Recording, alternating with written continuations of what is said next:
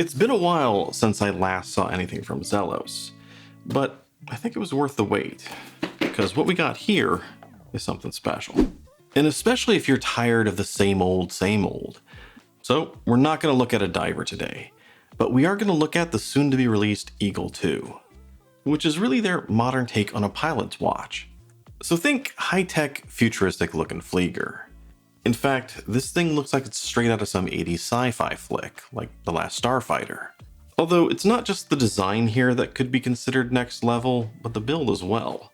This is one with a pretty interesting carved out titanium case, scratch resistant coating, a fantastic dual layer enameled covered dial, awesome LUME, and it's all powered by the newer and amazing LJP G100 movement. But before we get to all of that, there's a couple things you need to know. Now, this watch is going to be released soon, meaning if you're interested, head over to their site and get all the specifics, and then plan ahead, as these do tend to sell out. And second was that this watch was provided by the brand and they aren't asking for it back, hence the promotional tag. And as usual, even if I don't always say it in every video, this won't affect my opinion. But I will say that for those of you who are more traditionalists, I'm going to warn you ahead of time that I do like different and some more funky stuff, which is the perfect way to describe this one. That said, get ready for an information dump. Width here is 39mm with a lug-to-lug of 48, along with a total thickness of 13.1. And that 13.1 includes both the beautiful box-cut sapphire crystal and a sapphire screw-down exhibition case back, where you can get a glimpse of the LJP G100 movement, complete with Soigné grade finish and anthracite coating, as well as a killer custom-made turbine rotor. Lug width is 20mm, water resistance is 100 with a screw-down crown, and since the skeletonized mid-case and lugs are made from titanium, it only weighs a paltry 77 grams. And let's not forget, that case has also been hardened to 12,000 Vickers to resist scratches. Before we get any further, one word of warning to my slender-wristed friends out there. Even though this is a 39, it has a slightly longer lug-to-lug of 48, making this wear just a little bit larger than you might expect. So just keep that in mind. Now, on my 7¼ inch wrist, it's practically perfect. No overhang, and it's so lightweight I can easily forget it's here, if I wasn't looking at it every few minutes. The one thing here that just might hold that comfort back a little bit is the strap. It's a great looking textured FKM rubber strap, but I found it to be a bit stiff and it's taking way longer than I like to break in. However, since it is quick release, it's pretty easy to swap it out, just in case you want to shake things up. But as for the watch itself, there are really three great things about it. You have the case, you have the dial design, and that movement. And all three are worth talking about in detail. So we could really start anywhere, but for this one, let's just do it by the numbers, and start with the case.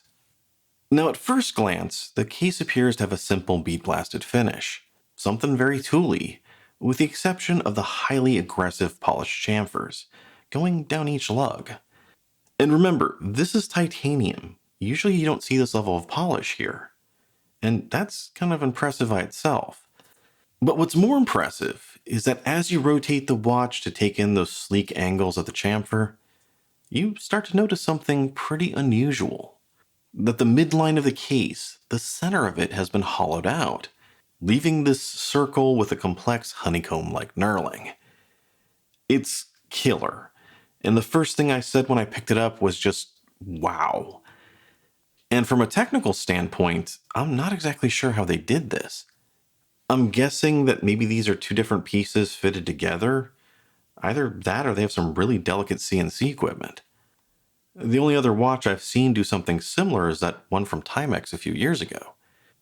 Either way though, it's really cool to see. And while it's very unconventional, it's a perfect fit for what they're trying to do here. A futuristic tool watch. The only thing I noticed that may be just a little bit off was the crown. And I'll warn you right now that this is a bit of a nitpick. The crown itself is a good size. It's easy to use, but at first glance the coloring looks just a little bit off. Like it's more of a gray than the bead-blasted top. And it actually matches more of the honeycomb center, which, when you consider that that's actually what it's connecting to, I think it's fitting overall. However, the twisted knurling here, I'm not 100% sure about. as it doesn't seem to match that honeycomb center or the smooth textured top. It needs something just to help give it grip, but I'm not sure what. And this twisted knurling it has here makes it seem maybe a little bit more old school than the rest of the watch. And perhaps in some ways it works with the dial design, which at its heart is a Type B Flieger. You have the triangle at the top, the minute markers on the outer edge, with smaller hour markers on an inner circle. So, Flieger.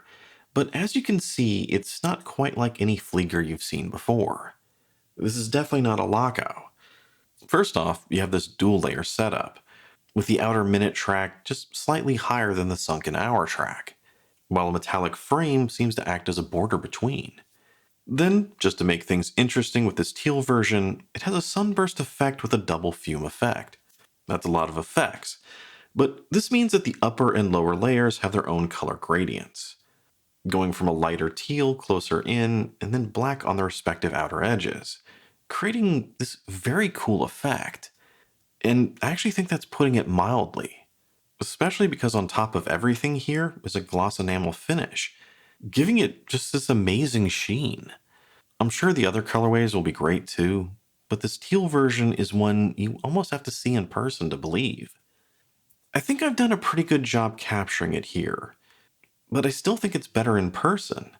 There's actually been a few times while I'm walking around and I try to capture what it looks like with my phone, and the results just pale in comparison to what I'm seeing with my eyes.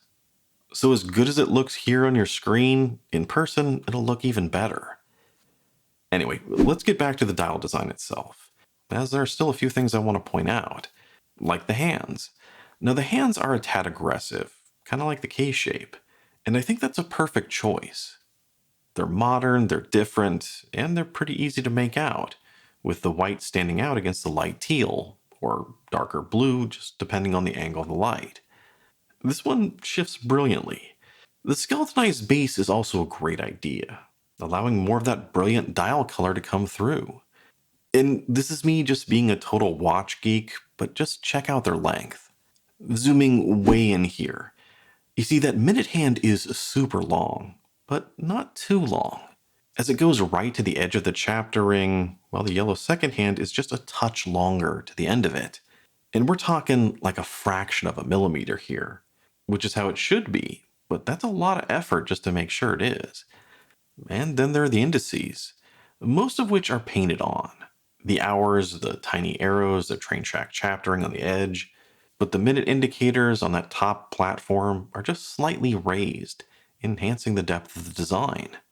And along the same lines, this is a little bit of a tangent though, but the fonts they use for those indicators will be a bit polarizing.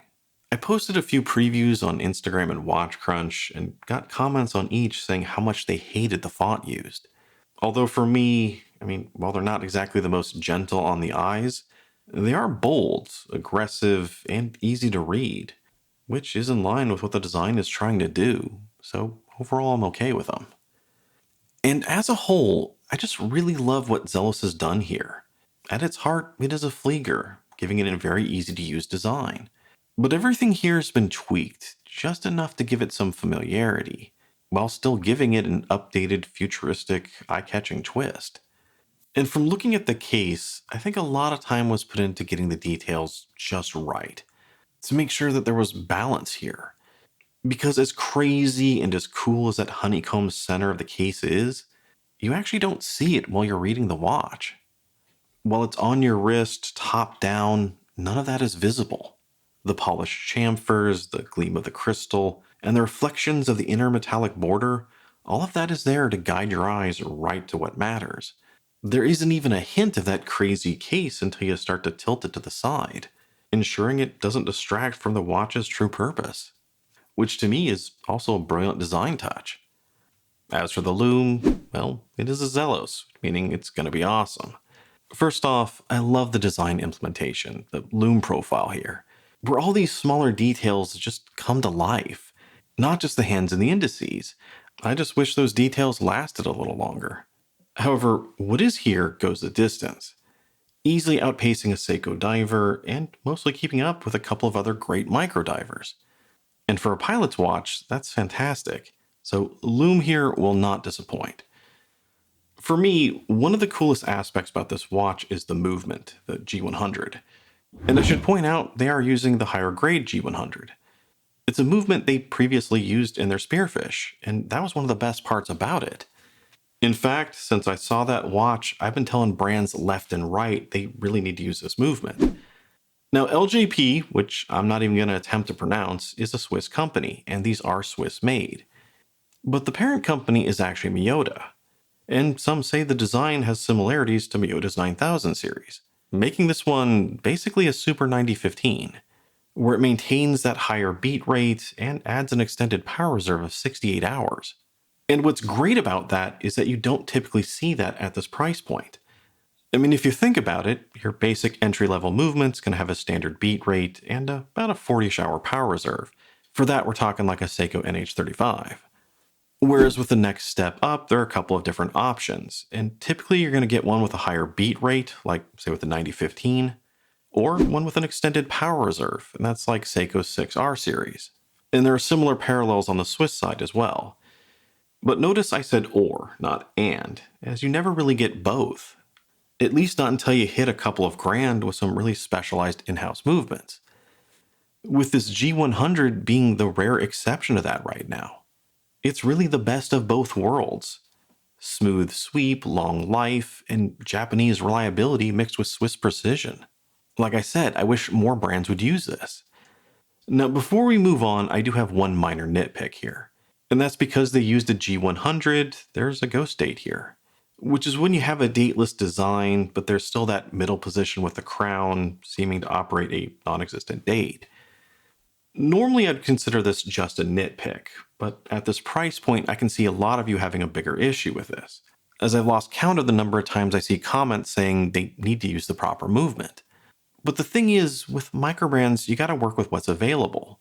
And if I had to pick between a normal dateless 9039 and a G100 with a ghost date, honestly, I'd go G100 every single time.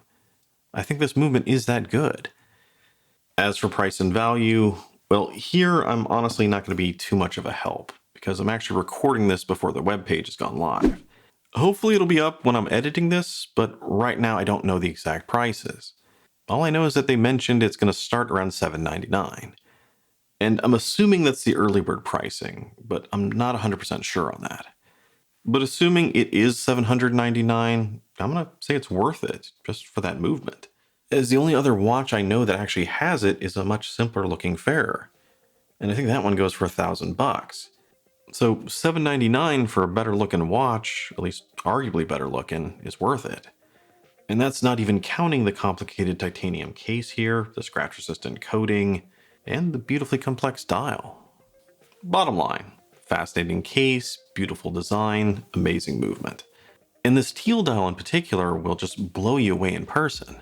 It looks great in these shots, but out and about in the real world, you'll have a hard time taking your eyes off it. Now don't get me wrong, Zelos' divers are great. It's their bread and butter and what everyone goes after. But for me, I love it when they take on other types of watches, as that's really where they start to experiment, and where things get really interesting. So I like it, and I think it's one of Zelos' most interesting designs.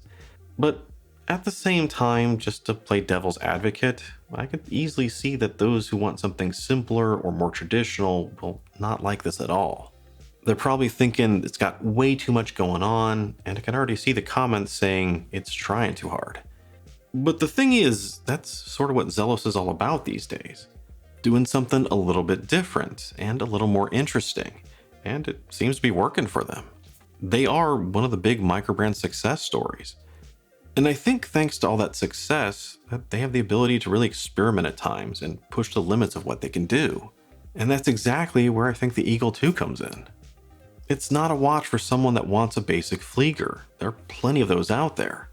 But more for someone that's just tired of the same old same old. For those that comment, look, it's just another diver, or that no one's really doing anything different these days. Because look, this is different. Yes, at its core it's a Flieger, and I think that's a good thing. It's a time-proven design that many love. But Zelos has taken that here and just turned that formula on its head. Making a watch with a touch of familiarity, yet at the same time it's also strange and exotic. which for me is often a sign that they're doing something special. Anyway, another amazing watch from Zelos, and again, if you're interested in it, go over to their website and get all the details. Because when it launches, you're going to want to jump on it. These days, the adventuring models usually sell out first, but with this dial, I think this one will be next. And as usual, let me know your thoughts down below on this, or if you can think of another watch you think I should check out. And as always, if you enjoyed the video, like, comment, subscribe, rewind to the beginning and watch it all again. It really helps the channel. I'm Shane, this is Relative Time, and I'll see you next time.